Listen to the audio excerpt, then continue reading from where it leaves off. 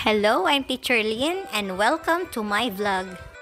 For today's video ay samahan niyo akong muli na gumawa ng isa na namang instructional materials in reading. Ang reading material na ito ay tinawag kong Play and Learn.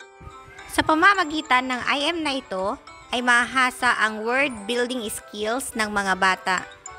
Spin lang nila ang dalawang wheel hanggang makabuo ng isang salita at pagkatapos ay susulat nila sa ibaba. Sa paggawa ng IM na ito ay gumamit lang ako ng A4 size na works. After mai-layout, mai-print at mai-laminate, i-assemble lang ito kagaya ng ginagawa ko. So bubutasan lang at ilalagay ang round head fastener.